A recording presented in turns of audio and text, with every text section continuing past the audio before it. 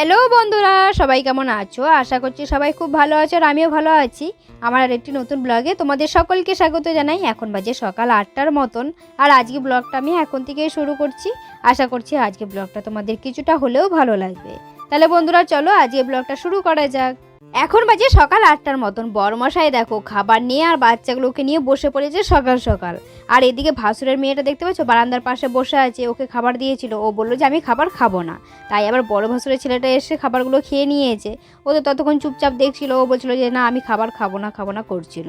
দিয়ে যেই ওকে খাইয়ে দিয়েছে তার খানিকক্ষণ পরেই দেখো এসে বড়মশাইয়ের গলা টিপে ধরে কাঁধের উপর উঠে পড়েছে আর বলছে আমার খাবারগুলো দাও। বলছে তুই আর কোথায় খাবার পাবি, তুই তো বলি যে খাবি না, তাই আমি ওকে দিয়ে দিয়েছি। তাই দেখো বড়মশাইয়ের সাথে কেমন করছে। আজকে তো আবার চড়ক হবে, তাই দেখো মাঠের মাঝে বাঁশগুলো দিয়ে গোল করে বাঁধছে। আর যে গোল করে বাঁধছে ওই মাঝখানটাতেই চড়ক ঘোরানো হবে। দিকে দেখো সন্ন্যাসীগুলো হাতে ত্রিশূল দাও এটা সেটা নিয়ে নাচছে। ওরা এখন যাবে চড়ক গাছ আনতে, তাই তার আগে সবাই মিলে একটু নেচে নিচ্ছিল। আর এদিকে দেখো ট্রাক্টরের উপরে সমস্ত বক্সগুলো বেঁধে নিয়েছে। এখন দেখো সমস্ত সন্ন্যাসীরা নাচতে নাচতে যাচ্ছে চড়ক গাছ আনতে। আর যে ট্রাক্টরটা বক্স বাঁধা ছিল ওটাতে করে তো চড়ক গাছ আনা যাবে না, তাই দেখো আরো একটা ট্রাক্টর বটগাছতলায় দাঁড়িয়ে আছে, ওটাতে করে চড়ক গাছ আনবে। যে ট্রাক্টরটায় করে চড়ক গাছ আনবে সেই ট্রাক্টরটায় দেখো ঢাক নিয়ে যাচ্ছে আর ঢাক বাজাতে বাজাতে যাচ্ছে। তারপরেই দেখো দুটো ট্রাক্টর একসাথে বেরিয়ে পড়লো চড়ক গাছ আনার জন্য। আর পাড়া যে মহিলারা ছিল তারাও সবাই একসাথে যাচ্ছে চড়ক গাছ আনতে। পাড়ায় একটা পুকুর আছে, সেই পুকুরে চড়ক গাছটা ডোবানো আছে, সেইখান থেকেই নিয়ে আসবে। আমরা চলে এসেছি চড়ক গাছ তোলা দেখতে। আর আমাদের বাড়ি থেকে পুকুরটা সোজা মাঠে মাঠে একটা শর্ট রাস্তা ছিল, সেখান থেকেই চলে এসেছি। আর এদিকে দেখো সমস্ত সন্ন্যাসীরা নেমে পড়েছে চড়ক গাছ খোঁজার জন্য। পুকুরে নামার সাথে সাথেই কিন্তু চড়ক গাছটা পেয়ে গেছিল, বেশিক্ষণ কিন্তু খুঁজতে হয়নি। তারপরেই দেখো সব সন্ন্যাসীরা মিলে কাঁধে নিয়েছিল চড়ক গাছটা, আর চড়ক গাছটা নিয়ে এরপর উপরে আসছে।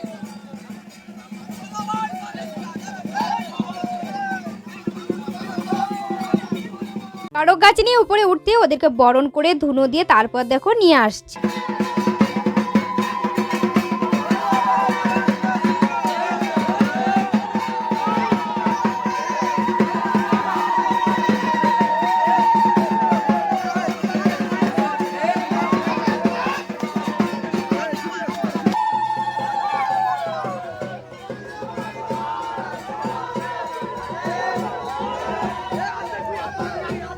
তারপরেই দেখো চড়ক গাছ নিয়ে চলে এসেছে মাঠে। এখন কিন্তু চড়ক গাছটাকে মাঠের মধ্যে রাখা হবে, এখন কিন্তু স্নান করানো হবে না, কারণ এখন তো প্রচুর রোদের জোর আর এখন সবেমাত্র 1:30 বাজে।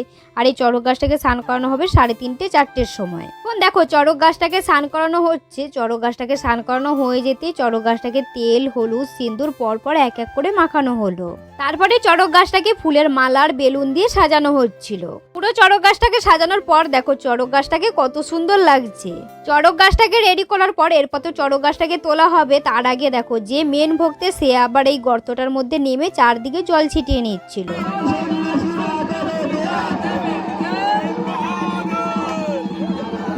তারপরেই দেখো চড়ক গাছটাকে তোলা হচ্ছিল আর কতজন লোক মিলে চড়ক গাছটাকে তুলছিল।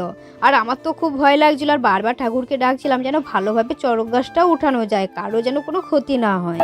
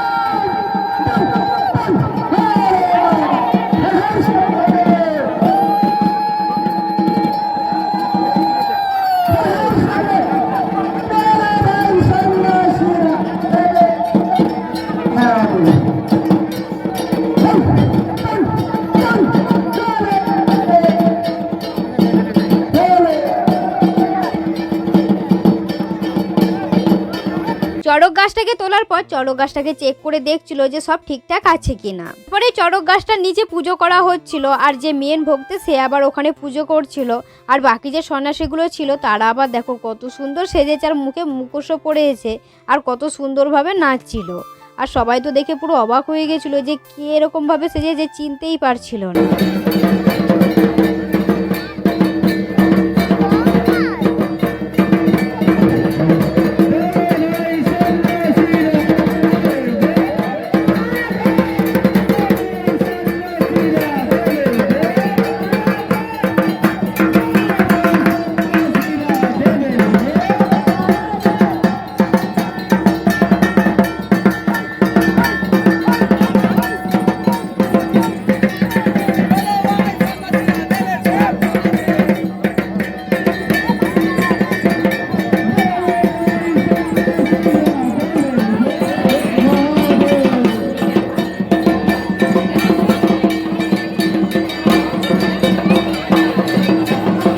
আর এদিকে দেখো চড়ক দেখার জন্য কত মানুষ এসেছে, চারদিকের মাঠটা একদম পুরো ভর্তি হয়ে গেছে। তারপরেই যারা চড়কে ঘুরবে তাদেরকে দেখো বড়শি ফোরানো হচ্ছিল, একজনকে ফোরানো হয়েছে, সে আবার প্রণাম করতে এসেছিল, আর একজনকে ফোরানো হচ্ছে। পরে দেখো যাদেরকে চড়কে ঘোরানো হবে তাদেরকে আবার বাঁধা হচ্ছিল চড়কের দড়িগুলোতে। এখন দেখো চড়ক গাছ পুরোপুরি রেডি, আর এদিকে চড়ক গাছও ঘুরতে শুরু করে দিয়েছে, বড়শি ফুরিয়ে দু সাইডে দুজনকে বেঁধে দিয়েছে।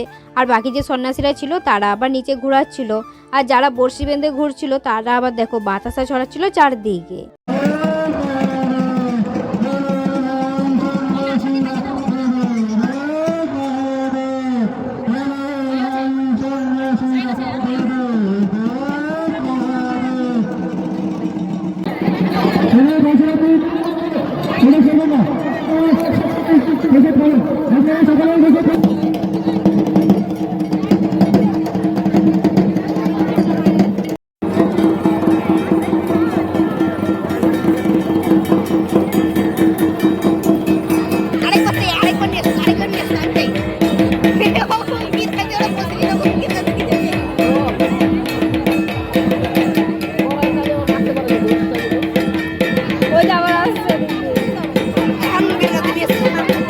চড়ক গাছ ঘুরিয়ে যখনই শেষ করা হয়েছে তখনই দেখো প্রচণ্ড পরিমাণে ঝড় ছেড়ে দিয়েছিল, আর সাথে সাথে কারেন্টও চলে গেছিলো।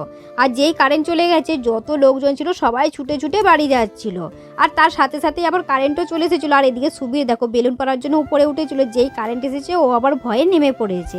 তারপর আবার আবির বললো যে আমি বেলুনগুলো পারবো, দিয়ে বর্মশাই ওকে আবার কাঁধে করে তুলেছিল, দিয়ে বেলুনগুলো পাড়ার জন্য উঠেছিল। ও তো মোটা দড়িতে বাঁধা ছিল, তো তাই আর বেলুনগুলো পারতেই পারছিল না। আমি বললাম যে বেলুন পারতে হবে না, কারেন্ট আছে, শর্ট খেয়ে যাবে, তার দিকে তুই নিচে নাম। এত পরিমাণে ঝড় উঠেছে মনে হচ্ছিল যে এই বুঝি বৃষ্টি আসবে।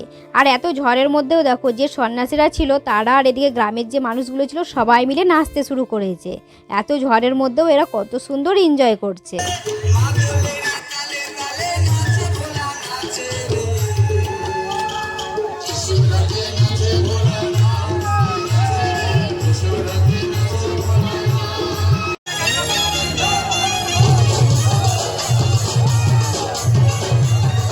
বন্ধুরা চলো আজকে ব্লগটা বেশি বড় করছি না, এখানে শেষ করছি। আজকে ব্লগটা কেমন লাগলো অবশ্যই কমেন্ট করে জানাবে, ভালো লাগলে একটা লাইক শেয়ার করে দেবে। দেখা হচ্ছে খুবই শীঘ্রই পরবর্তী ব্লগে, ততক্ষণ তোমরা সবাই ভালো থাকবে, সুস্থ থাকবে। আজকের মতন টাটা সবাইকে।